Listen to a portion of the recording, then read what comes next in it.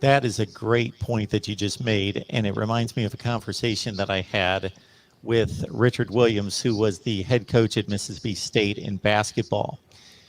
So I had a conversation with him. This is back when I was covering the SEC and going to all the games and all that. So I'm at practice and I'm talking to Mississippi State head coach Richard Williams. They had just gone to the Final Four the year before, and he had two first rounders that year, Eric Dampier and Dante Jones.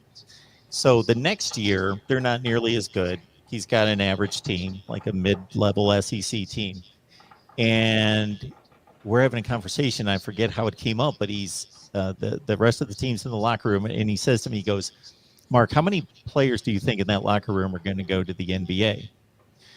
And I'm like, I didn't want to say none because I didn't know where he was leading with this. And he goes, "Zero." He goes, "None of them, but we just had two first rounders last year and they play with them and they practice with them. So I said, and he said, almost all of them think they're going to play in the NBA. And he goes, I got one or two that might play in Europe somewhere, might get a paycheck for a few years in Europe. None of them are playing in the NBA, but they all think they're going to play in the NBA." Mm-hmm. And that's legitimately it. And same thing for guys in college football is they all, especially incoming freshmen, before you really get a grasp of how college football operates and like I said, the work that has to go into it. It's I mean, being on the practice field is probably 10 to 15% of it. There's the nutrition, there's the film study, there's meeting with your coaches, there's knowing the playbook, understanding all of that. And then also too your practice habits. So for a lot of guys, they come into it thinking, well, this coach said X, Y, and Z while he was recruiting me, and Coach Coach may have said that, but he was also trying to get you to enroll in school there and say, and I don't want to to paint all coaches that they're just going to say whatever, but he probably said some very favorable things about you because he wanted you to come to enroll at Mississippi State or whatever the case may be. So guys come in thinking like, oh, coach had all these great things to say and was super nice and blah, blah, blah. And then when it's go time, it's a very different demeanor. That coach, he may still has your back on your side, but now he's actually coaching you up. And that's a very different experience versus being recruited. And some guys are able to handle it and some guys aren't. And it's just different. And I think for some guys, it may be a shock, especially when you think of and I kind of call it the AAU culture. Obviously that's basketball, but even the same, I look at it like the IMG academies of the world was it St. John's Bosco and Bishop Gorman, where a lot of really good players come to play together. And I'm sure those coaches there are phenomenal. But what I also think about too is, especially at the high school level, winning is the most important thing, especially at those big, football powerhouse schools. So you may not want to coach a guy as hard as you possibly can and push him to be his absolute best because he may pick up and go take a scholarship from Bishop Gorman and, well, I've got a scholarship waiting for me at IMG Academy. I don't have to deal with this.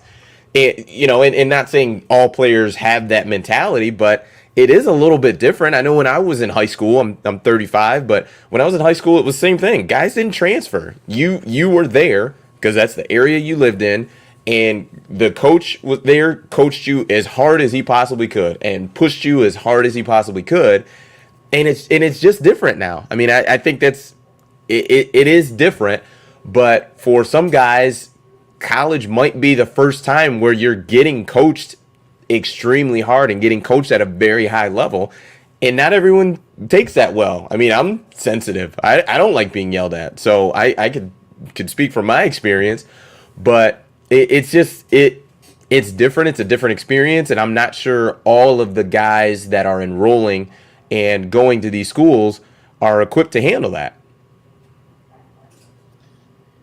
Yeah, it's a great point, and I think that you and I have some groundwork for some decent ideas. I'm not saying we solved anything at all, and I know that there are a lot of other great ideas.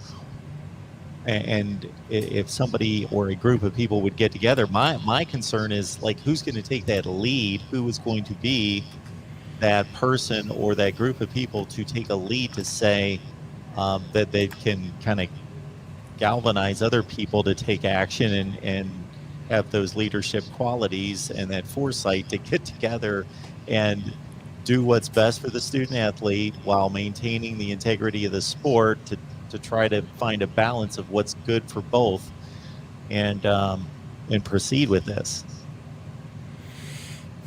I mean, depending on the pay, I will volunteer myself to. It's good to know. I can head up that committee. I mean, I'm relatively unbiased. I'm here to help. Anybody out there hear that? Desmond is available, just not from 5 to 6 Eastern on Wednesday. That's the only time he can't make it. Other than that, he's going to head this thing up. If anyone would be smart enough to grab him. Heck yeah, we gotta fix this thing. It's a bit of a mess right now. It's a bit of a mess. You've heard my meager ideas.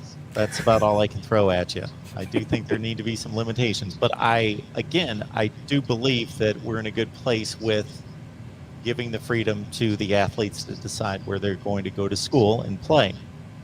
Yep. Because the rest of us have that